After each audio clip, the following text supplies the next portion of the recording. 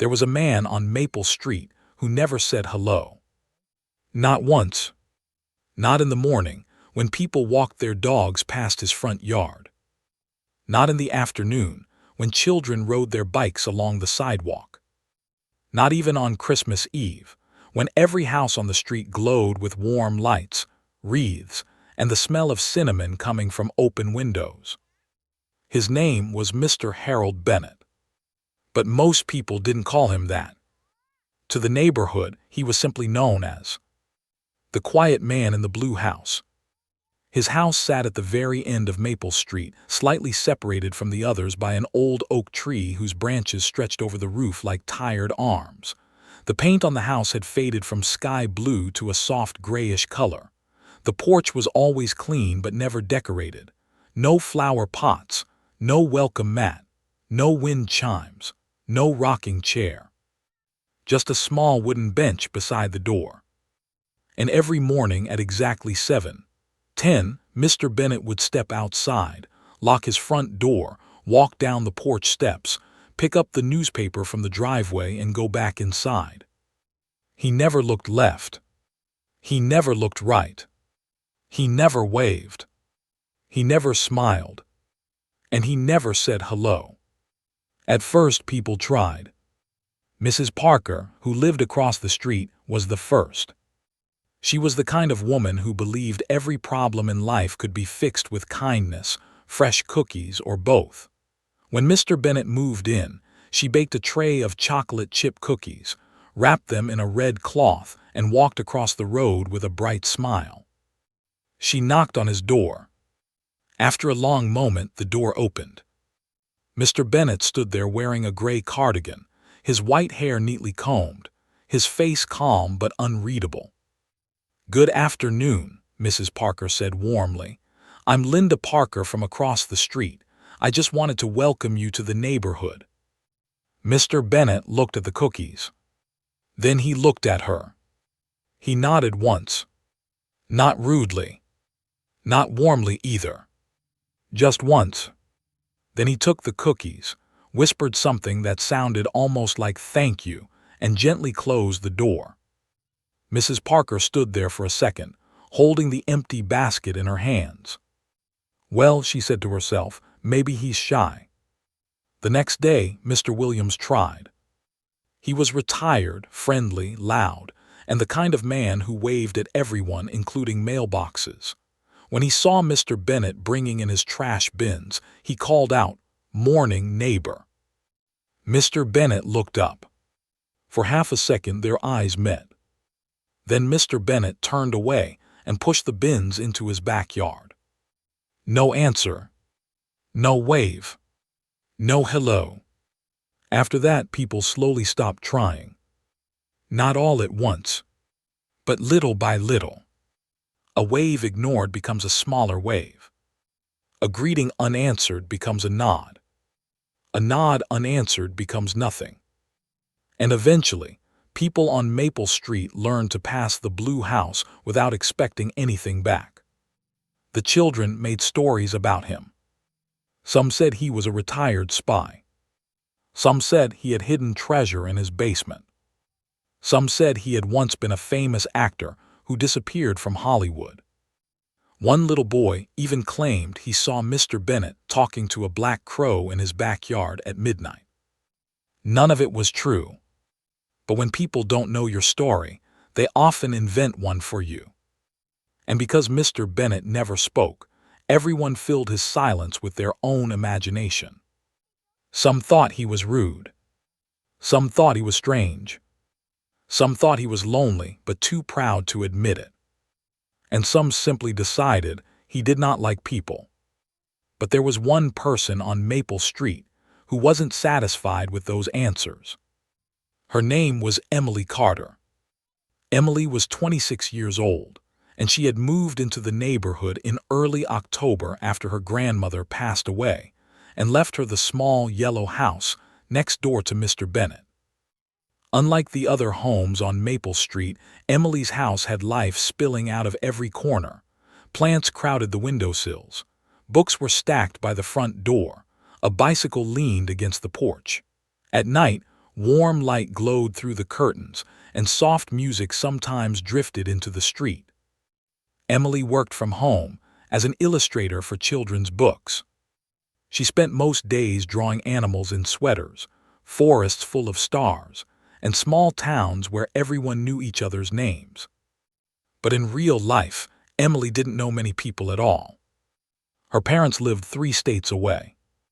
Her friends were scattered across different cities. And after her grandmother's funeral, the house felt much bigger than it had when Emily visited as a child. So when she noticed the quiet man next door, she became curious. Not nosy. Curious. There's a difference. Nosy people want information so they can talk about you. Curious people want to understand you. At first, Emily did what everyone else had done.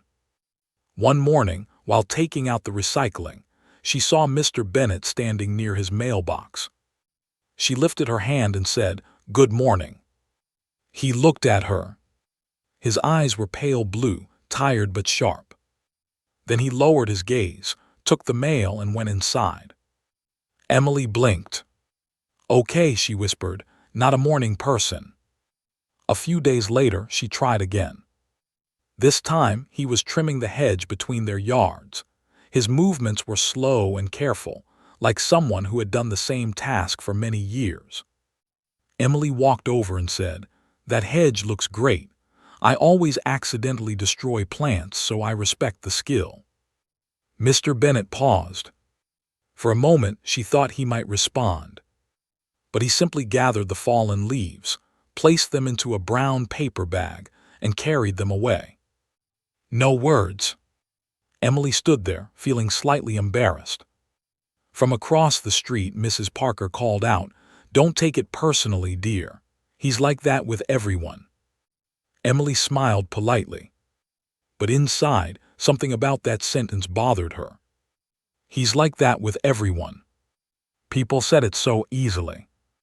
As if that explained everything. As if a person could be summarized in one sentence. As if silence had no reason behind it. That night, Emily sat at her kitchen table with a cup of tea, looking out the window toward the blue house. There was one light on upstairs. A soft yellow light. Behind the curtain, she saw Mr. Bennet's shadow move slowly across the room. Then it stopped. For a long time. And for reasons Emily couldn't explain, the sight made her sad. Not because he seemed frightening, but because he seemed forgotten. And being forgotten, Emily thought, might be worse than being disliked. Winter came early that year. By the middle of November, Maple Street was covered in a thin layer of frost each morning. The trees became bare. The sky turned pale. People hurried from their cars to their houses with their shoulders raised against the cold. Emily spent long hours inside drawing by the window. And almost every morning, she saw the same thing. At 7:10, Mr. Bennet opened his front door. He stepped onto the porch. He picked up the newspaper. Then he went back inside. It was so predictable that Emily began to think of it as part of the neighborhood rhythm. The mail truck at noon. The school bus at 3. Mr. Bennet at 7:10. But one Thursday morning, something changed. Emily was making coffee when she glanced out the kitchen window. The newspaper was still lying in Mr. Bennet's driveway. It was 8:30. At first, she didn't think much of it. Maybe he had slept in. Maybe he didn't feel like reading the news. Maybe he was out of town. But by 10:00, the newspaper was still there. And his curtains were still closed. Emily tried to ignore the uneasy feeling in her stomach. "It's none of your business," she told herself. But the feeling stayed. By noon, snow began to fall. Small flakes at first, then heavier ones, covering the driveway, the roofs, and the newspaper that still lay untouched near the curb. Emily stood by the window, holding her mug with both hands. Finally, she put on her coat. She crossed the yard and walked to Mr. Bennett's front door. The porch creaked beneath her boots. She knocked. No answer. She waited. Then knocked again. "Mr. Bennett," she called. "It's Emily from next door." Silence. She leaned closer to the door. There was no sound inside. No television. No footsteps. Nothing. Her heart began to beat faster. She pulled out her phone and called Mrs. Parker. Within 5 minutes, Mrs. Parker came across the street, followed by Mr. Williams, still wearing slippers and a winter hat. "I told you," Emily said, trying to keep her voice steady. "He didn't get his paper this morning." Mr. Williams frowned. "That's not like him." They knocked again. Louder this time. Still nothing.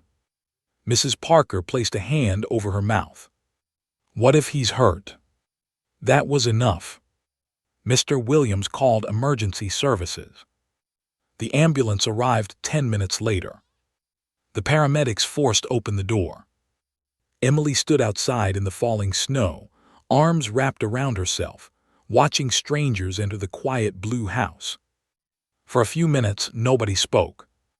Then one of the paramedics came out and said, "He's alive. He fell in the hallway. We're taking him to the hospital." Emily felt the breath leave her body. Alive. That one word warmed the freezing air around her. As they carried Mr. Bennett out on a stretcher, his eyes were open but weak. For the first time since Emily had moved in, he looked directly at her. And this time he didn't look away.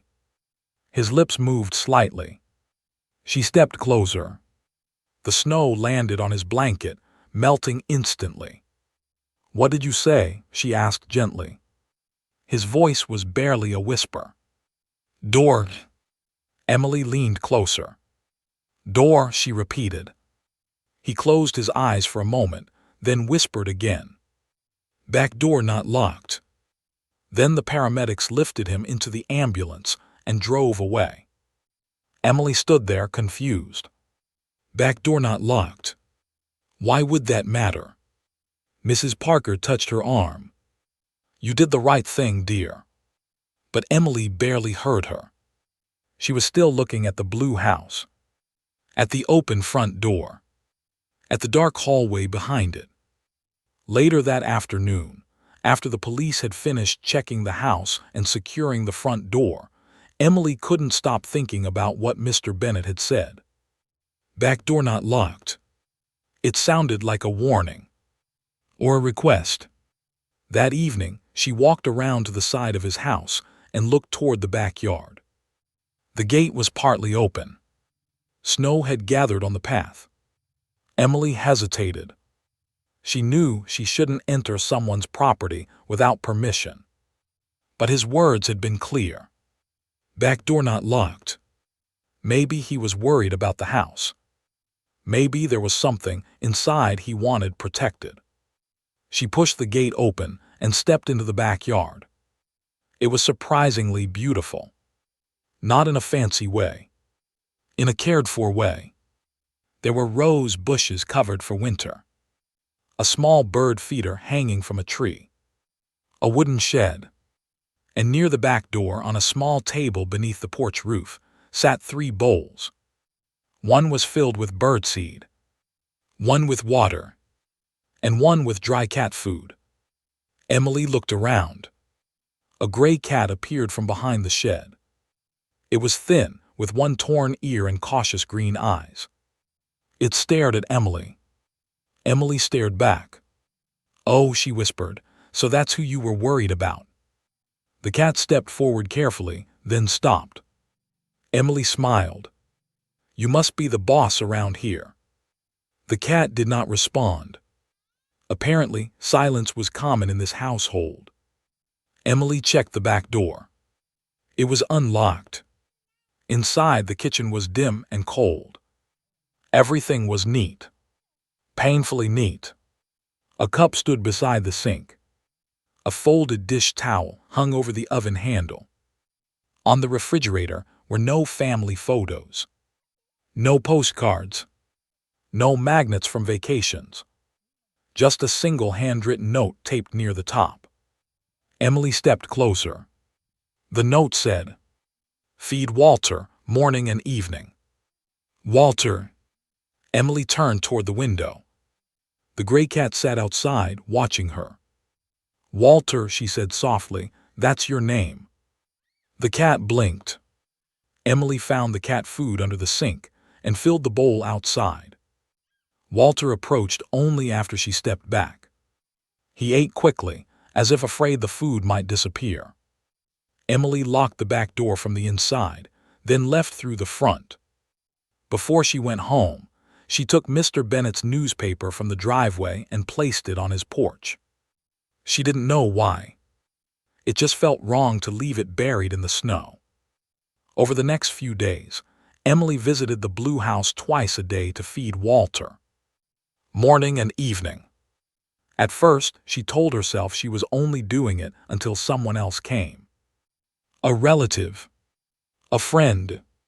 A caretaker. But no one came. No car pulled into the driveway. No one knocked on the door. No one asked about Mr. Bennet.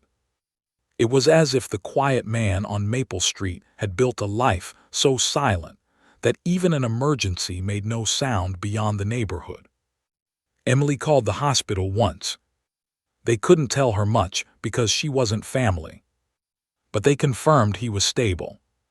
Stable. Another small word that meant a lot.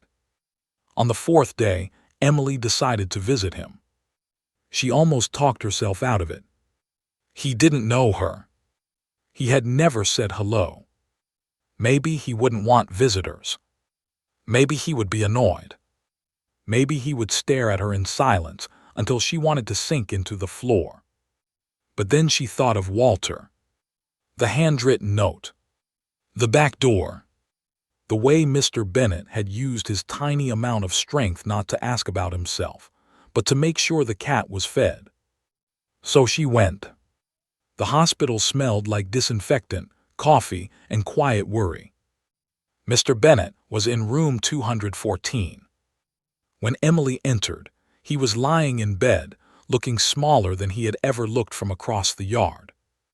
His white hair was messier than usual. His hands rested on the blanket. For a moment, Emily stood awkwardly at the door. "Hi," she said. Mr. Bennet turned his head slowly. His eyes narrowed, not with anger but recognition. "You're next door," he said. Emily almost smiled. It was the first full sentence she had ever heard from him. "Yes, Emily." He looked toward the window. "You found Walter." "I did," she said. "He's been fed twice a day. He's very judgmental but healthy." Something moved across Mr. Bennet's face. Not quite a smile, but close. "Good," he whispered. Emily stepped farther into the room. "I hope it's okay that I went into the house. You said the back door was unlocked, and I thought—" "I know," he interrupted gently. The room became quiet. Emily pulled the visitor chair closer, but didn't sit right away. "I don't want to bother you," she said. "I just wanted to make sure you were okay." Mr. Bennet looked at her then. Really looked at her. For a long time. Then he said, "People usually stop trying." Emily didn't know what to say. So she sat down. "Maybe they think you want them to stop," she said. He looked away. "Maybe I let them." That was the beginning. Not of a friendship. Not yet. But of a small crack in a wall that had stood for many years. Emily visited again 2 days later. Then again the next week. At first, their conversations were short. Very short. She would tell him Walter was eating. He would nod. She would mention the weather. He would say cold. She would tell him Mrs. Parker was asking about him. He would say she talks a lot. Emily laughed at that. Mr. Bennet did not. But his eyes softened. Slowly, little details appeared, like lights turning on in separate rooms of a dark house. Mr. Bennett had been a history teacher. He had taught at a high school for 37 years. He loved old maps. He hated bananas. He had once driven from Maine to California in a car with no air conditioning. Walter was not technically his cat. Walter had appeared in his backyard 3 winters ago and simply refused to leave. "He chose you," Emily said. Mr. Bennett looked unimpressed. "He chose the food." Emily smiled. That's basically love for a cat. The first time Mr. Bennett smiled, it was so small Emily almost missed it. But she didn't. And because she didn't, she understood something important. Some people do not open like doors. They open like old books. Carefully, page by page. And only when they believe your hands will not tear them. After 2 weeks, Mr. Bennett was moved to a rehabilitation center. He would need physical therapy before returning home. Emily continued feeding Walter. She also began bringing Mr. Bennett small things from the house. His reading glasses, a wool sweater, a book from his nightstand. One afternoon, while looking for the book, Emily noticed a room at the end of the hallway. The door was half open. She didn't mean to look inside, but she did. The room was not like the rest of the house. The rest of the house was simple and neat. This room was full of life. Shelves of books, framed photographs, a faded green armchair, a desk covered with notebooks, and on the wall dozens of drawings.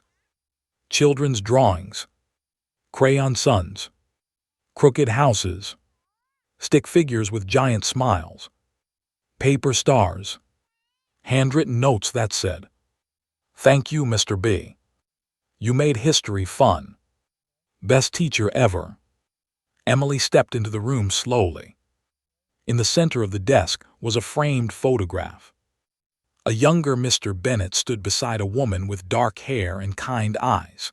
Between them stood a little girl with pigtails, holding a yellow balloon. They looked happy. Not polite happy. Real happy. The kind of happy that doesn't know it will someday become a photograph someone can barely look at. Emily felt a tightness in her chest. She picked up the frame. On the back, someone had written, "Harold, Anna, and Lily Summer Fair, 1989. On it, Lily. Emily placed the frame back exactly where it had been. She left the room and closed the door halfway, the way she had found it. That evening when she visited Mr. Bennett, she didn't mention the room. But he knew. Somehow he knew. He was sitting by the window in the rehabilitation center, a blanket over his knees. "You saw the study," he said. Emily froze. "I'm sorry, I was looking for the book." "I know." She sat down slowly. "I didn't touch anything." "You picked up the photo." Emily looked at him. His voice wasn't angry. Just tired. "Yes," she admitted, "I'm sorry." Mr. Bennett looked out the window. For a long moment he said nothing. Then he said, "My wife's name was Anna." Emily stayed quiet. "My daughter was Lily." Was. That one word changed the air in the room. Emily lowered her eyes. "They were beautiful," she said softly. Mr. Bennett's hand tightened slightly around the armrest. "Anna loved people," he said. "She was the kind of person who knew the names of every cashier, every mailman, every neighbor. She said hello to everyone." Emily listened. Lily was the same, always waving, always smiling. When she was little, she used to get upset if someone didn't wave back from a car. A faint smile touched his face and disappeared. She thought the world owed everyone a hello. "What happened?" Emily asked gently. Mr. Bennett closed his eyes. "Life happened." He didn't explain right away. And Emily didn't push. Sometimes the most respectful thing you can do is let silence sit beside someone without trying to fill it. After a while, he continued. Anna got sick first. It was a long illness. Years. I took care of her at home as much as I could. Lily was in college then. She came back every weekend. His voice became lower. After Anna passed, Lily tried to keep me from disappearing into myself. She called every day, visited every Sunday, brought groceries I didn't ask for, flowers I didn't want. She was stubborn like her mother.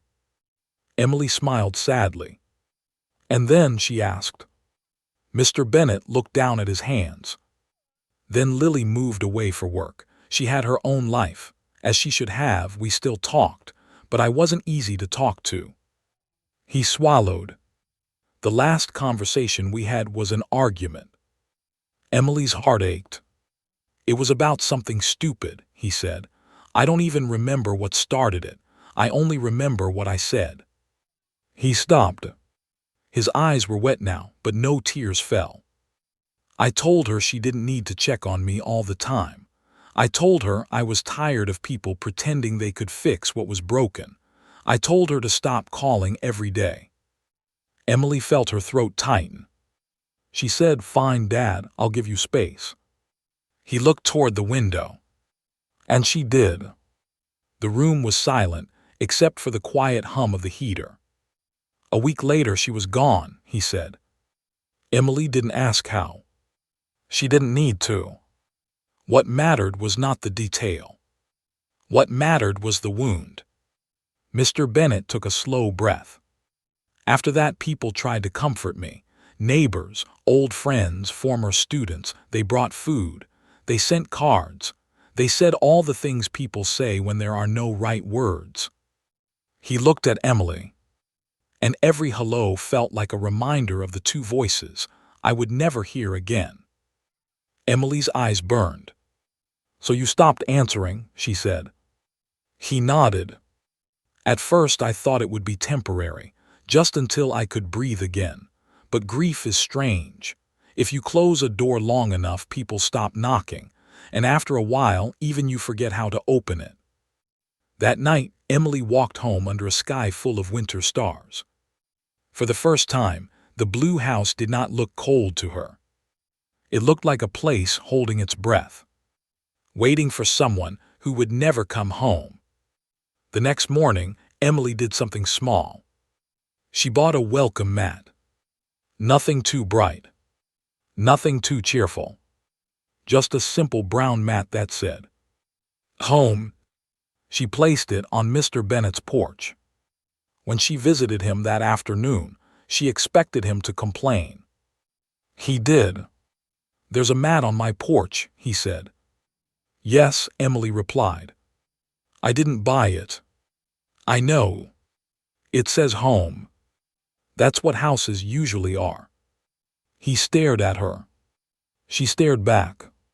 Finally he said, "Walter will scratch it." "Then Walter has accepted it." Mr. Bennet looked away, but Emily saw it again. That almost smile. As December arrived, the whole neighborhood began preparing for Christmas. Lights went up. Wreaths appeared on doors. Children built snowmen. Mrs. Parker organized the annual Maple Street holiday potluck, which everyone attended except Mr. Bennet. Every year she invited him. Every year he ignored the invitation. This year she asked Emily, "Do you think he might come?" Emily looked toward the blue house.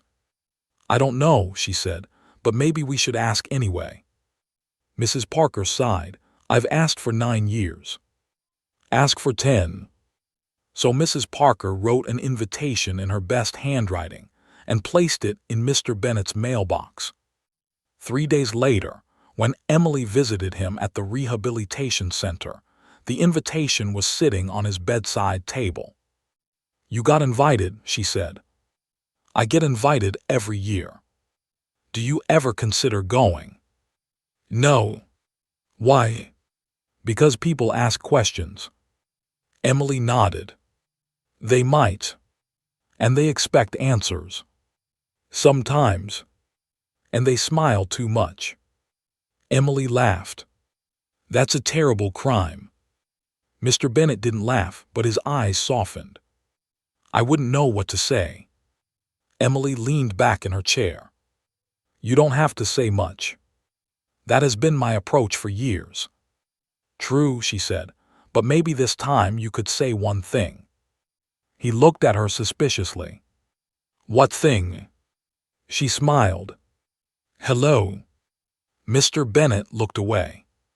The word hung between them. Small.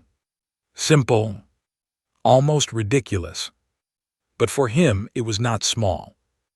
It was a bridge over years of silence. And bridges can be frightening when you have lived too long on one side. Mr. Bennet came home 2 days before Christmas. The whole neighborhood noticed. Not because he made any announcement, but because on Maple Street people notice small things. The taxi pulling into the driveway. Emily carrying a grocery bag up the porch steps. Walter sitting in the window like a grumpy king, returning to his castle. Mr. Bennet moved slowly with a cane now. The fall had changed him. Not completely, but enough. He looked older, more fragile, and maybe, in a way Emily could not fully explain, more present. On Christmas Eve, the Maple Street potluck began at 6 o'clock in Mrs. Parker's house. Through her windows came the sound of laughter, music, clinking dishes, and children running in socks across wooden floors. Emily stood in her kitchen, holding a covered dish of roasted vegetables, looking out at Mr. Bennet's house. His porch light was on. The new welcome mat sat by the door. A thin layer of snow covered the yard. At 6:15, Emily crossed over and knocked. Mr. Bennet opened the door. He wore a dark sweater, clean trousers, and the expression of a man who deeply regretted opening the door. Emily smiled. Merry Christmas Eve. He looked at the dish in her hands. You're going to the Parkers? Yes.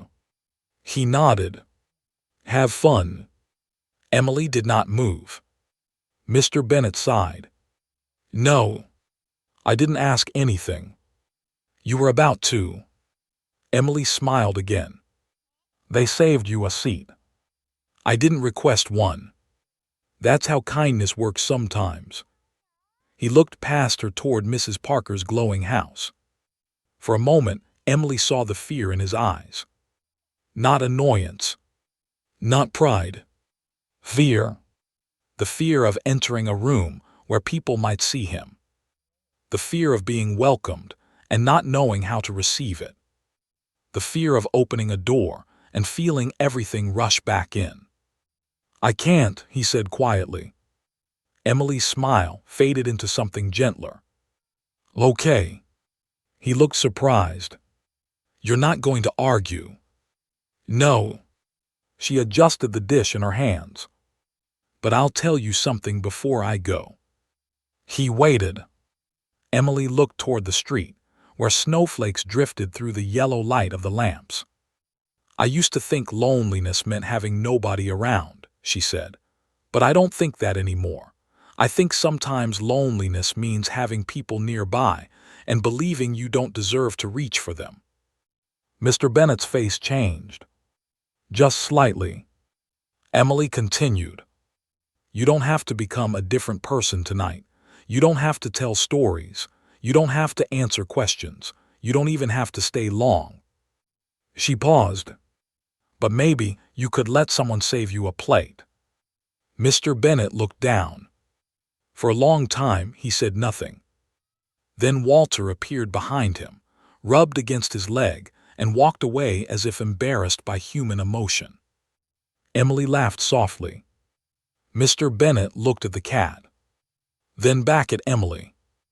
I'll think about it, he said. Emily nodded. That's enough. She walked across the street to Mrs. Parker's house. The potluck was warm and loud. There were casseroles, pies, cookies, Children, neighbors, stories, and far too many opinions about mashed potatoes. Emily tried to enjoy herself. But every few minutes, her eyes drifted toward the window. Toward the blue house. At 7:05, the porch light was still on. At 7:20, nothing had changed. At 7:40, Mrs. Parker touched Emily's shoulder and whispered, "He's not coming, is he?" Emily looked out the window. "I don't know." And then at 7:46, the front door of the blue house opened. The room did not go silent immediately. Not at first. People kept talking. Children kept laughing. Music kept playing. But Emily saw him. Mr. Bennet stepped carefully onto his porch. He wore his dark coat and held his cane in one hand. For a moment, he stood beneath the porch light, looking across the street at the glowing house filled with people who had given up waiting for him years ago, but somehow still left a space. Then he walked down the steps. Slowly, one step at a time. Emily felt tears rise in her eyes. "Mrs. Parker," she whispered. Mrs. Parker turned. Then everyone near the window turned. Mr. Bennet crossed the street carefully, his breath visible in the cold air. When he reached the door, the noise inside softened. Not because anyone had planned it, but because everyone understood they were witnessing something small and enormous at the same time. Mrs. Parker opened the door. Mr. Bennet stood there, holding his cane, snow on his shoulders, fear in his eyes.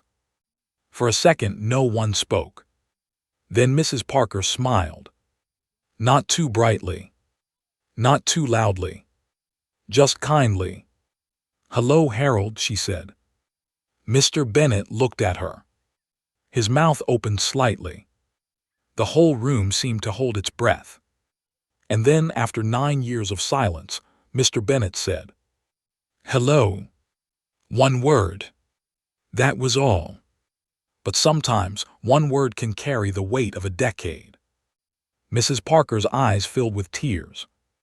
"Well," she said, her voice trembling, "come in before you freeze." Mr. Bennet stepped inside. Nobody rushed him. Nobody surrounded him. Nobody asked painful questions. Mr. Williams simply took his coat and said, "Good to see you." Mr. Bennet nodded. A little later, someone handed him a plate. He sat in the corner armchair near the fireplace. Emily sat beside him, not too close. For a while, he only watched. The children opening small gifts. Mrs. Parker arguing about gravy. Mr. Williams telling the same fishing story for the third time. A teenage girl playing quiet Christmas songs on the piano. And slowly, almost invisibly, Mr. Bennet's shoulders relaxed. At one point, a little boy approached him. The boy was maybe 6 years old, with messy hair and a cookie in each hand. "Are you the man who lives in the blue house?" the boy asked. His mother gasped softly, "Ethan, don't bother Mr. Bennet." But Mr. Bennet looked at the boy and said, "Yes." The boy studied him. "My sister says you're a wizard." The room froze. Emily covered her mouth. Mr. Bennet looked at the boy very seriously. "Your sister talks too much." The boy nodded, accepting this. Then he offered one cookie. "Do wizards like chocolate chip?" Mr. Bennet looked at the cookie. Then at the boy. Then slowly he took it. "Some do," he said. The boy grinned and ran away. And for the first time that anyone on Maple Street could remember, Mr. Bennet laughed. Not loudly. Not freely. But enough. Enough for the room to hear. Enough for Mrs. Parker to wipe her eyes. Enough for Emily to look down at her plate because her own tears had started falling. After that night, Mr. Bennet did not become a completely different man. Real life doesn't usually work that way. He did not suddenly host barbecues. He did not join 3 clubs. He did not wave dramatically at every passing car.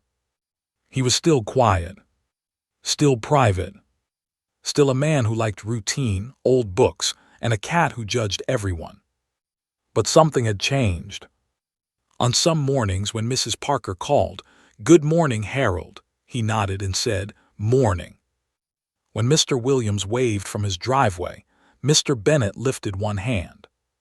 When children passed his house, he no longer disappeared behind the curtain. And every Sunday afternoon, Emily came over for tea. At first they drank in silence. Then he began telling stories. About teaching. About Anna. About Lily. About the year his students filled his classroom with balloons. About the time Anna got lost on a road trip because she refused to admit she had read the map upside down. About how Lily once brought home a wounded bird and demanded he build it a hospital out of a shoebox. Emily listened to every story like it mattered. Because it did. Stories are how people stay. Long after their footsteps are gone. Long after their chairs are empty. Long after their voices become memories. A few months later, spring came to Maple Street. The snow melted. The trees turned green. Flowers began appearing in front yards. One morning, Emily looked out her window and saw Mr. Bennet standing on his porch. He was holding a small flower pot. For several minutes, he seemed unsure what to do with it. Then he placed it beside the door, right next to the welcome mat. Emily smiled. It was a small pot of yellow flowers, the same color as the balloon in the old photograph. Later that day, when Emily visited, she noticed something else. On the refrigerator, beside the note that said "Feed Walter," there was a new note, written in Mr. Bennet's careful handwriting. It said, "Say hello, even if it is hard." Emily read it, then looked at him.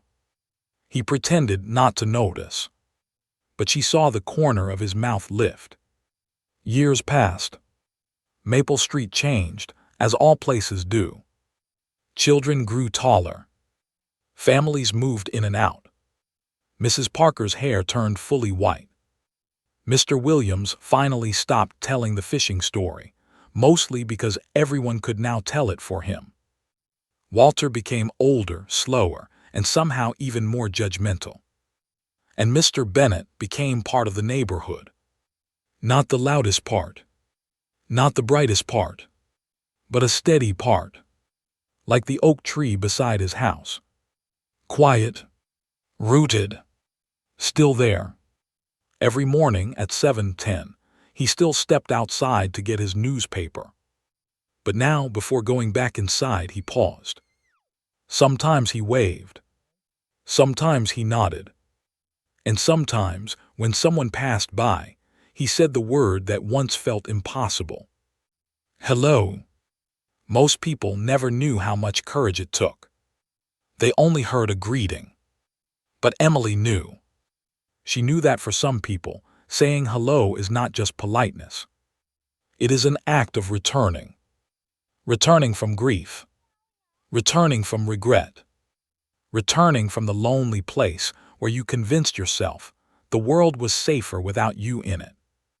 And maybe that is why, years later, when Emily became old herself, she still told people about Mr. Bennet. Not as a sad story, but as a hopeful one. A story about a man who lost the voices he loved most, and slowly learned to hear the world again. A story about a neighborhood that stopped expecting anything, but still left a seat open. A story about a cat named Walter, a welcome mat, a Christmas Eve, and one small word that changed everything. Because sometimes the people who seem the coldest are not cold at all. They are wounded. Sometimes the people who never speak are not empty. They are carrying too much. And sometimes the neighbor who never says hello is not waiting for the world to leave him alone. He is waiting for someone patient enough to help him remember how to answer. So the next time you pass someone quiet, someone distant, someone who looks away before you can smile, don't be too quick to decide who they are. You may only be seeing the wall, not the story behind it. And maybe your kindness will not change them today. Maybe they will not wave back. Maybe they will not smile. Maybe they will close the door. But kindness is never wasted. Sometimes it waits quietly, like a seed beneath winter snow. And one day, when the season is right, it grows. The end.